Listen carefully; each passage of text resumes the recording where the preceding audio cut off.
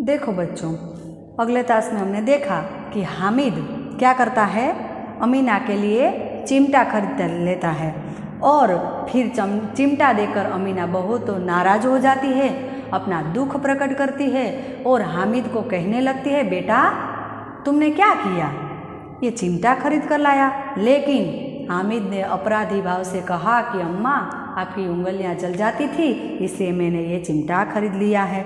तो उनको अम्मा ने गोद में उठा लिया, बहुत प्यार करने लगी और वह कहने लगी कि बहुत समझदार बच्चा है मेरा, मेले में तुझे और कोई चीज़ न दिखाई दी, लोहे का चिमटा उठा लाया।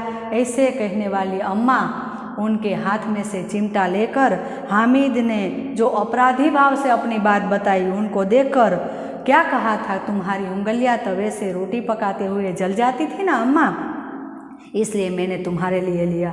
बुढ़िया का क्रोध है वह तुरंत कैसे बदल गया, भाव में, स्नेह में बदल गया और बच्चे में कितना त्याग है, देखो तो सही, कितना सद्भाव है, त्याग।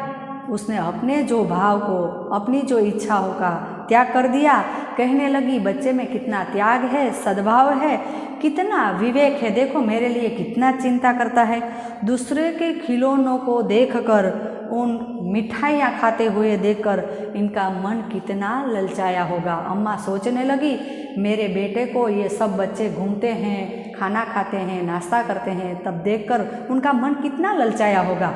फिर भी वह ऐसे नहीं कुछ खरीद लाया, मेले में भी नहीं घूमे, खिलौने भी नहीं खरीदे और देखो अम्मा के लिए चिमटा लेकर आया। इतना जब्ते इसने कैसे किया होगा, इतना सहन कैसे किया होगा।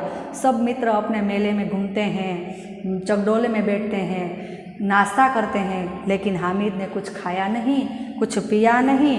अमीना का मन तो गदगद होने लगा, अमीना तो रोने लगी, मन से एकदम गदगद हो गई, वह रोने लगी। अपने हामिद को ऐसे गले से लगाकर, दामन फैलाकर, ऐसे गले मिलाकर वह अपने बच्चे को दुआएं देती जाती थी और उसकी आंखों से आंसू गिरने लगे, बड़ी बड़ी बूंदें गिरने लगी। अम्मा उनको दुआएं देने लगी, मेरा बच्चा कितना समझदार है, देखो मेरे बच्चे ने मेरे लिए ये चिमटा खरीद लिया है और उनके लिए कुछ चीज़ नहीं ली, मेले में घुमा भी नहीं, मेले में और कोई चीज़ भी नहीं, खाना भी नहीं खाया।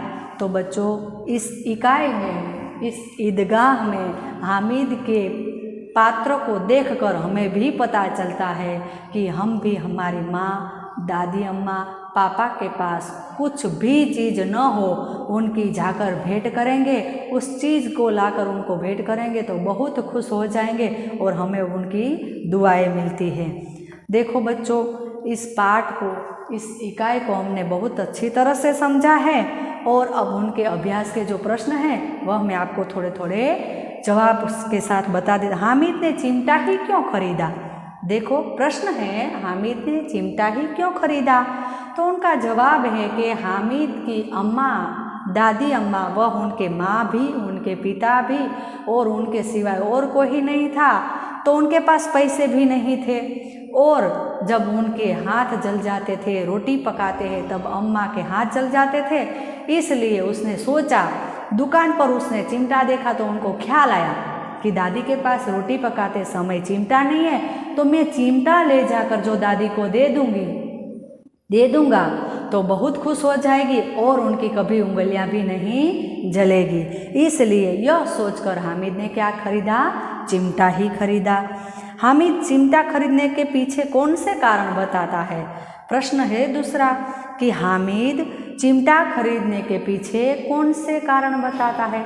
चिमटा खरीदने के पीछे वो दो कारण बताता है, कहता है कि अम्मा की उंगलियां जल जाती है तो कभी उंगलियां भी नहीं जलेगी और पड़ोस के लोग कोई आकर चिमटे के लिए कुछ मांगेंगे, आग मांगेंगे तो भी वह दे देंगे, ऐसे कारण बताते हुए खुश हो जाता है। बुढ़ी अम्मा का क्रोध स्नेह में क्यों बदल गया, देखो प्रश्न तीसरा है, बुढ़ी अम्मा का क्रोध स्नेह में क्यों बदल गया। तो अम्मा ने जब हामिद के हाथ में चिमटा देखा तब उसको लगा, अरे ये बच्चा कैसा अनसमझ है, बेसमझ है, और फिर उसने कहा कि अम्मा, तुम्हारी जब उंगलियां जल जाती थी, रोटी पकाते समय आपके हाथ जल जाते थे। यह सुनकर अम्मा है वह बहुत स्नेह भाव से, क्रोध है वह उनका उतर गया और हामिद को गले लगाकर प्रेम करने लगी। उनका जो क्रोध था वह स्नेह में बदल गया। अब आप चिमटे के प्रयोग की तरह रुमाल के विविध प्रयोग बताइए। प्रश्न चौथा है कि अब आप चिमटे के प्रयोग की तरह रुमाल के विविध प्रयोग बताएं।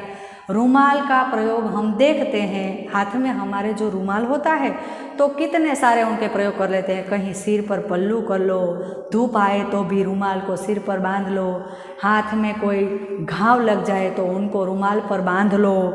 फिर हम रुमाल से ऐसे ही मुँह पोंछते हैं। कितने सारी रुमाल की उपयोगिता है। ऐसे ही हम गाड़ी पर जाते हैं तो नाक पर बांधने के लिए रुमाल उपयोग में लेते हैं। ये सारी प्रक्रिया हम रुमाल से कर लेते हैं। रुमाल को हम उपयोगी चीज़ मानते हैं। देखो, हामिद के पाठ को, प्रेमचंद की ये अमर कहानी को देखकर हमें भी लगता है कि जैसे हामिद समझदार बच्चा है वैसे ही हमें समझूती से काम लेना चाहिए।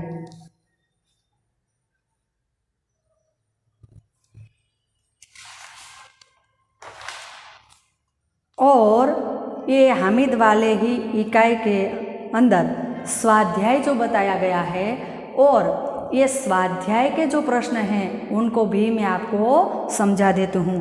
क्या पहला प्रश्न है कि रोजे के दिन मुसलमान लोग क्या करते हैं। रोजे के दिन मुसलमान लोग क्या करते हैं? तो रोजे के दिन मुसलमान लोग हैं वह ईदगाह जाकर नमाज पढ़ते हैं। क्या करते हैं? ईदगाह जाकर नमाज पढ़ते हैं। प्रश्न दूसरा है कि रमज़ान ईद के दिन मुसलमान लोग कहाँ जाते हैं। रमज़ान ईद के दिन मुसलमान लोग कहाँ जाते हैं? पहला प्रश्न है रोजे के दिन मुसलमान लोग क्या करते हैं, उसमें है रमज़ान के दिन मुसलमान लोग सूर्य उगने से लेकर सूर्य अस्त होने तक कभी वह पानी भी नहीं पीता और गले से थूक भी नहीं उतारता। प्रश्न दूसरा जो है रमज़ान ईद के दिन मुसलमान लोग कहाँ जाते हैं, तो रमज़ान के दिन मुसलमान लोग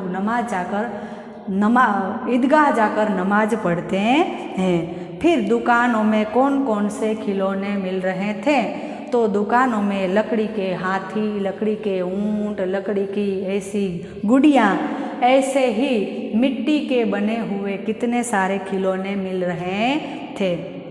देखो, ईदगाह पाठ आपने समझ लिया होगा। और अब जो ये स्वाध्याय के 3 प्रश्न बताए गए हैं वह आपको आपकी कॉपी में लिख लेना पड़ेगा।